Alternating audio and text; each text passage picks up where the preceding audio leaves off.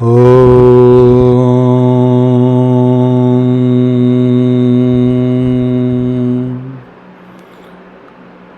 गुरुवे नमः। आप सभी भक्तजनों का हमारे मंच पर स्वागत है। आइए शुरू करते हैं शिव पुराण की रुद्र संहिता के इस भाग में ऋषि मुनि हमें क्या सिखाना चाहते हैं। संध्या की आत्महुति, उसका अरुंधति के रूप में अवतीर्ण होकर मुनि वशिष्ठ के साथ विवाह करना, ब्रह्मा जी का रुद्र के विवाह के लिए प्रयत्न और चिंता तथा भगवान विष्णु का उन्हें शिवा की आराधना के लिए उपदेश देकर चिंता मुक्त करना। ब्रह्मा जी कहते हैं, नारद, जब वर देकर भगवान शंकर अंतर्ध्यान हो गए, तब संध्या भी उसी स्थान पर गई जहां मुनि मेघातिथि यज्ञ कर रहे थे। भगवान शंकर की कृपा से उसे किसी ने वहां नहीं देखा। उसने उस तेजस्वी ब्रह्मचारिणी का स्मरण किया जिसने उसके लिए तपस्या की विधि का उपदेश दिया था। महामुने पूर्व काल में महर्षि वशिष्ठ ने मुझ परमेष्ठी की आज्ञा से एक तेजस्वी ब्रह्मचारी का वेश धारण करके उसे तपस्या करने के लिए उपयोगी नियमों का उपदेश दिया था।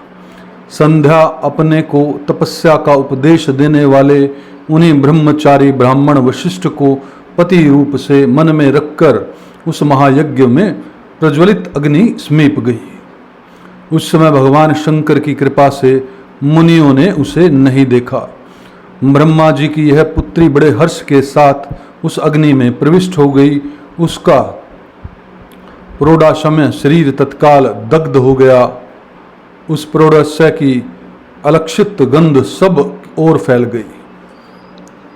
अश्व ने भगवान शंकर की आज्ञा से उसके स्वर्ण जैसे शरीर को जलाकर शुद्ध करके पुनः सूर्य मंडल में पहुंचा दिया तथा सूर्य ने पितरों और देवताओं की तृप्ति के लिए उसे दो भागों में विभक्त करके अपने रथ में स्थापित कर दिया।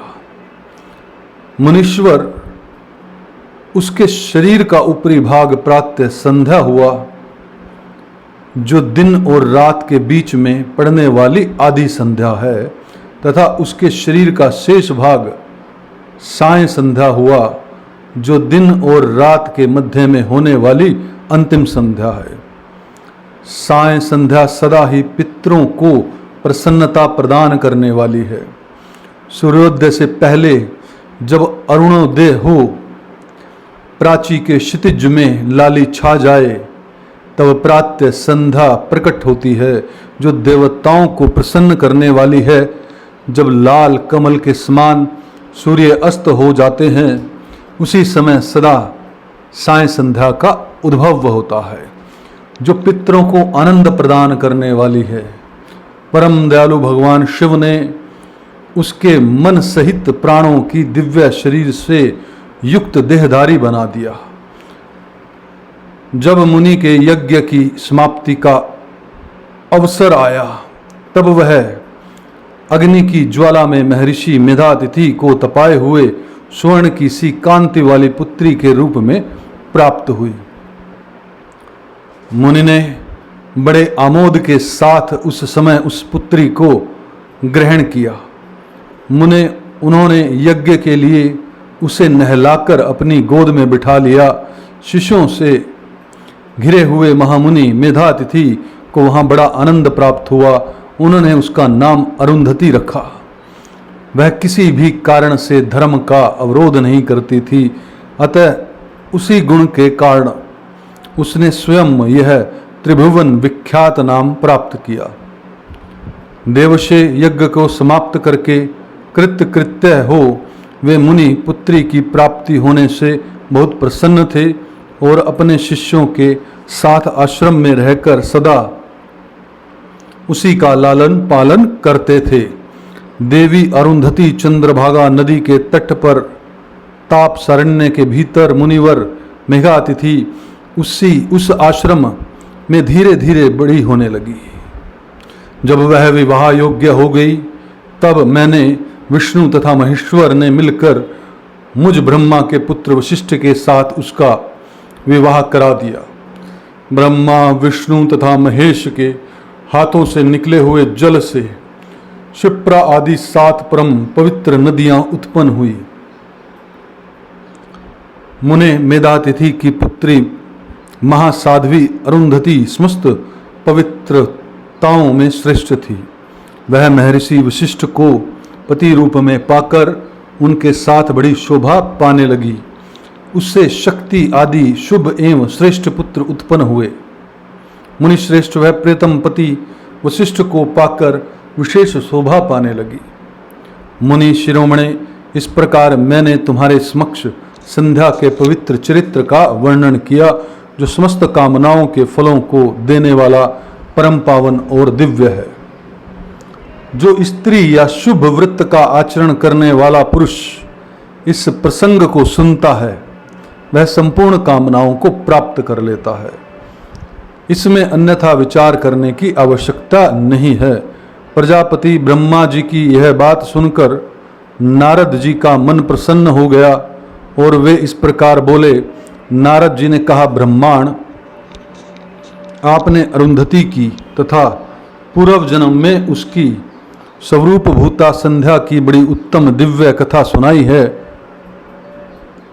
जो शिव भक्ति की वृद्धि करने वाली है। धर्मज्ञ, अब आप भगवान शिव के उस परम पवित्र चरित्र का वर्णन कीजिए जो दूसरों के पापों का विनाश करने वाला है, उत्तम एवं मंगलदायक है। जब कामदेव रति से विवाह करके हर्षपूर्वक चला गया, दक्ष आदि अन्य मुनि भी जब अपने अपने स्थानों को पधारे और जब संध्या तपस्या करने के लिए चली गई, उसके बाद वहां क्या हुआ? ब्रह्मा जी ने कहा, विप्र वर नारद, तुम धन्य हो, भगवान शिव के सेवक हो, अतः शिव की लीला से युक्त जो उनका शुभ चरित्र है उसे भक्ति पूर्वक सुनो। तात पूर्व काल में मैं एक बार जब मोह में पड़ गया और भगवान शंकर ने मेरा उपहास किया, तब मुझे बड़ा क्षोभ हुआ। वस्तुत शिव की माया ने मुझे मोह लिया, इसलिए मैं भगवान शिव के प्रति ईर्ष्या करने लगा। किस प्रकार सो बताता हूं, सुनो। मैं उस स्थान पर गया जहां दक्ष राज मुनि उपस्थित थे। वहीं रति के साथ कामदेव भी था। नारद, उस समय मैंने बड़ी प्रसन्नता के साथ दक्ष तथा दूसरे पुत्रों को संबोधित करके वार्तालाप आरंभ किया। उस वार्तालाप के समय मैं शिव की माया से पूर्णतः मोहित था। अतः मैंने कहा, पुत्रों, तुम्हें ऐसा प्रयत्न करना चाहिए जिससे महादेव जी किसी कमनीय कांति वाली स्त्री का परिग्रहण करें। इसके बाद मैंने भगवान शिव को मोहित करने का भार रति सहित कामदेव को सौंपा। कामदेव ने मेरी आज्ञा मानकर, प्रभो, सुंदरी स्त्री ही मेरा अस्त्र है, अतः शिव जी को मोहित करने के लिए किसी नारी की सृष्टि कीजिए। यह सुनकर मैं चिंता में पड़ गया और लंबी सांस खींचने लगा। मेरे उस निश्वास से राशि पुष्पों से विभूषित वसंत का प्रादुर्भाव हुआ। वसंत और मलयानिल ये दोनों मदन के सहायक हुए। इसके साथ जाकर कामदेव ने वामदेव के मोहने की बारंबार चेष्टा की, परंतु उसे सफलता नहीं मिली। जब वह निराश होकर लौट गया तब उसकी बात सुनकर मुझे बड़ा दुख हुआ। इस समय मेरे मुख से जो निष्पाप वायु चली उससे मारगणों की उत्पत्ति हुई।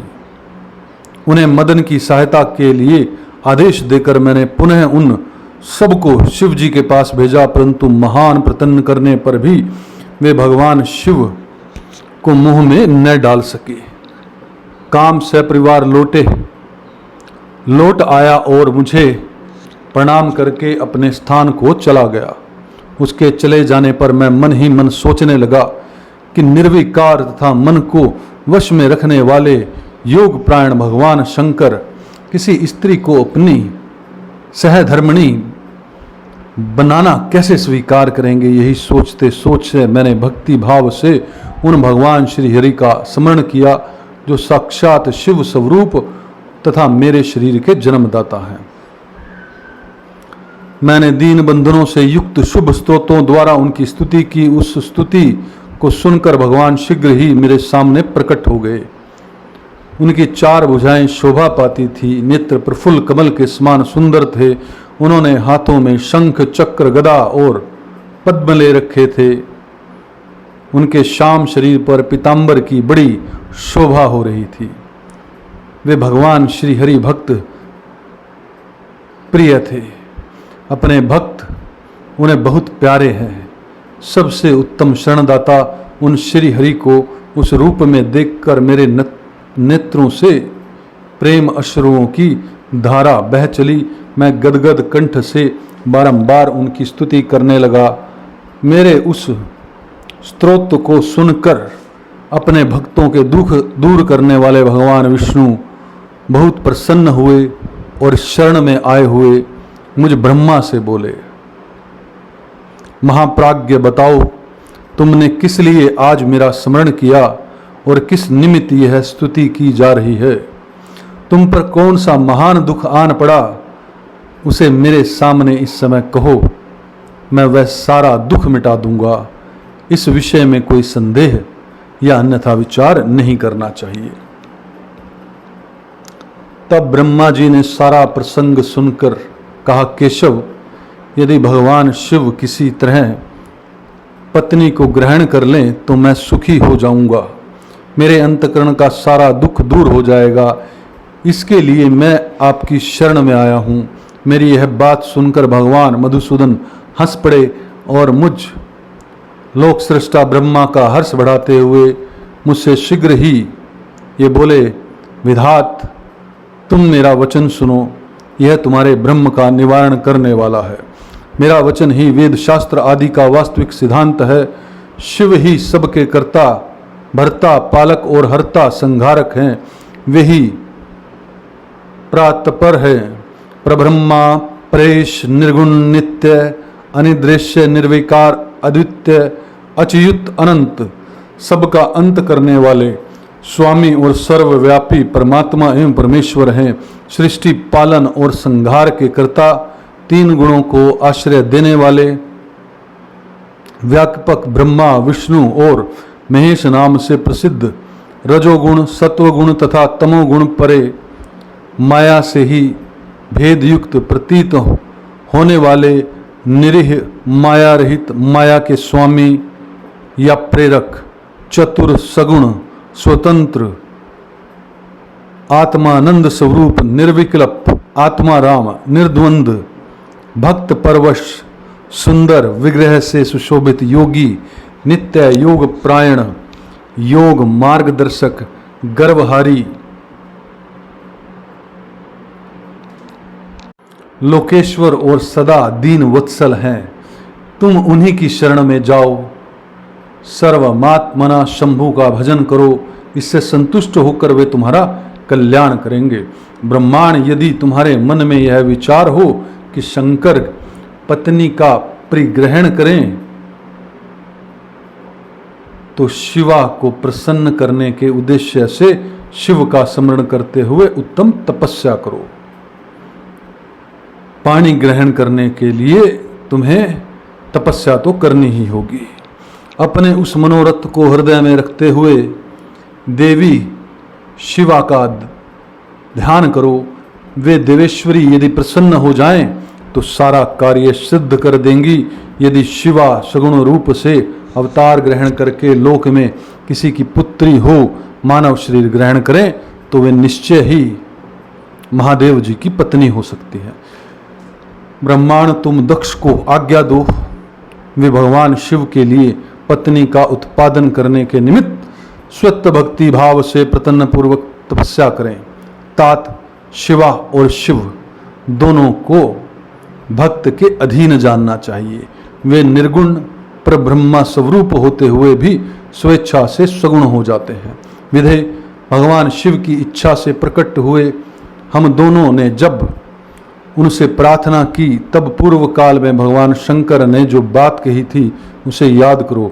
ब्रह्मांड अपनी शक्ति से सुंदर लीला विहार करने वाले निर्गुण शिव ने स्वेच्छा से सगुण होकर मुझको और तुम की प्रकट करने के पश्चात तुम्हें तो सृष्टि कार्य करने का आदेश दिया और उमा सहित उन अविनाशी सृष्टिकर्ता प्रभु ने मुझे उस सृष्टि के पालन का कार्य सौंपा। फिर नाना लीला विशारद उन दयालु स्वामी ने हंसकर आकाश की ओर देखते हुए बड़े प्रेम से कहा, विष्णु मेरा उत्कृष्ट रूप इस विश्राता के अंग से इस लोक में प्रकट होगा, जिसका नाम रुद्र होगा। रुद्र का रूप ऐसा ही होगा जैसा मेरा है, वह मेरा पूर्ण रूप होगा। तुम दोनों को सदा उसकी पूजा करनी चाहिए। वह तुम दोनों के संपूर्ण मनोरथों की सिद्धि करने वाला होगा। वही जगत का प्रलय करने वाला होगा। वह समस्त गुणों का दृष्टा, निर्विशेष एवं उत्तम योग का पालक होगा। यद्यपि तीनों देवता मेरे ही रूप हैं, तथापि विशेषतः रुद्र मेरा पूर्ण रूप होगा। पुत्रों, देवी उमा के भी 3 रूप होंगे। एक रूप का नाम लक्ष्मी होगा, जो इन श्री हरि की पत्नी होंगी। दूसरा रूप ब्रह्मा जी की सरस्वती और तीसरा रूप सती के नाम से प्रसिद्ध होगा। सती उमा का पूर्ण रूप धारण होंगी, वे ही भावी रुद्र की पत्नी होंगी। ऐसा कहकर भगवान महेश्वर हम पर कृपा करने के पश्चात यहां से अंतर्ध्यान हो गए और हम दोनों सुखपूर्वक अपने कार्य में लग गए। ब्रह्मांड समय पाकर मैं और तुम दोनों संतरिक हो गए और साक्षात भगवान शंकर रुद्र नाम से अवतीर्ण हुए। वे इस समय कैलाश पर्वत पर निवास करते हैं, ब्रजेश्वर हैं। अब शिवा की स्त्री नाम से अवतीर्ण होने वाली है, अतः तुम्हें अनेक उत्पादन के लिए ही यत्न करना चाहिए। ऐसा कहकर मुझ पर बड़ी भारी दया करके भगवान विष्णु अंतर्ध्यान हो गए और मुझे उनकी बातें सुनकर बड़ा आनंद हुआ।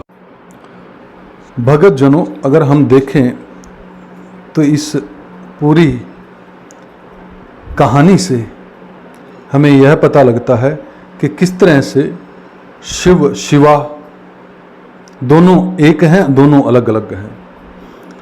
किस तरह से शिव का, महेश्वर का अवतार जो है वो रुद्र रूप में हुए और उनका नाम शंकर हुआ।